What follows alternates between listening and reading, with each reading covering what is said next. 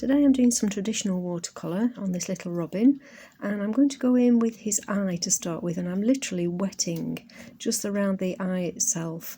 I have put a little blob of masking fluid in there to keep it white, and I always start with a bluish grey colour, purely because it gives the option rather than going in with black. So I'm just applying it to that centre, and I'm using quite a fine watercolour brush. And what I'm going to do is I'm going to put the colour in, and then I'm actually going to use the brush with clean water, and each time I go back I take out a little bit of that colour, I wipe it off onto a tissue, wet the brush and go in once again, and it just gives that softness to start with. Then it's a question of just blending your colours quite wet. This is a sort of semi-abstract. Although the robin is fairly detailed, it is not an exactly detailed copy of the photograph I've used as a reference. So it's nice to be able to do a fairly detailed subject, and then I will show you how to do a lovely loose background afterwards. So working through just the browns and the greys, working wet in wet quite a lot of the time because it gives that softness. And again, I've used some masking fluid in various places just to add in little tiny features of white feathers which will remain later on. So keep on blending your colours. Every time you let an area dry, you can then go back in with a darker mix of that paint colour and apply it. Remember, if you're using paint straight onto a dry piece of paper, it will have a lot more colour than if you're using it wet in wet. So you can put your wet in wet layers first, allow them to dry, and then go back in with deeper colours. This is a sort of glazing or layering effect with your watercolour. Rather than putting on a big lump of colour in the first instance, go in with layers and build up your colours. You can add depth, you can add darkness as you go along, but it prevents you putting it too heavily in the first sort of application of the paint. But you can see it's getting darker there under his tail feathers. We're taking that dark colour through. That will dry and we can add more to it later on. So layering, brushing in, adding little bits of grey. You can see now it's coming out more darker. I'm still referring to my reference photograph, but I'm not reproducing every single feather. It's about just applying that water and letting it work with the paint. So wherever I want a soft line, I'm putting the water first, then dropping in the colour. And it's amazing how it starts to create that sort of shape without being too precise. And again, lifting out where you don't want the heavy colour. You can see now where the masking fluid is showing up under the colour, and you can add in little bits here and there. Keep it moving, keep it light. If you go over it, doesn't matter, you can add water and remove it. That's one of the beauties with watercolour, unlike acrylics. So he's coming along nicely, and this is where we do need to do some detail onto his beak. Again, I'm going in with the fine brush with a sort of grey wash mix. We can add more depth later, but we want to start with something fairly gentle, just to make sure you get the right shapes, the right sort of tones to start with. So go in pale, add in darker later. And under his beak is a little bit darker than the top where it's catching some of the light.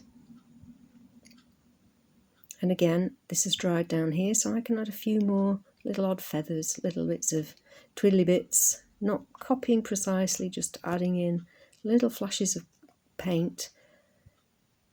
Again, adding depth. You can see we can add more depth down at the bottom. Now that the eye is dry, I am going in now with a very dark version of Payne's grey and taking it round the edge to start with. And again, I'm going to work very carefully and very gently around that colour that we've already put in, that bluish grey, because I don't want a harsh line where the two colours mix. So again, it's keeping the brush wet. Use a tissue when you need to, and take out colour as you wish. Now we're just adding in details, little bits of feathers. I've speeded this up, I don't paint this fast, but this is a bit boring otherwise. Now we're going to start on his lovely chest. So I'm dropping in some nice sort of sunny bright yellow. It's a sort of a lemon yellow, but then with a little bit darker yellow mixed in, a deeper yellow. Because obviously we can't add these in once we've got the red, so we build up from the lightest colour to the darkest or the brightest. and dropping in some of that beautiful. I've just bought myself some Cotman burnt sienna, and I must admit I found it's a much better shade than a lot of the ones I've bought. So that goes into the mix along with an orange colour, which is quite a transparent orange, so it really works quite well. And towards the bottom there's a little bit of darker brown in, so a little bit of umber in there, just to give that little depth at the base of his chest feathers. Softening, adding water where we want it, and pulling that colour through. Working really nicely there.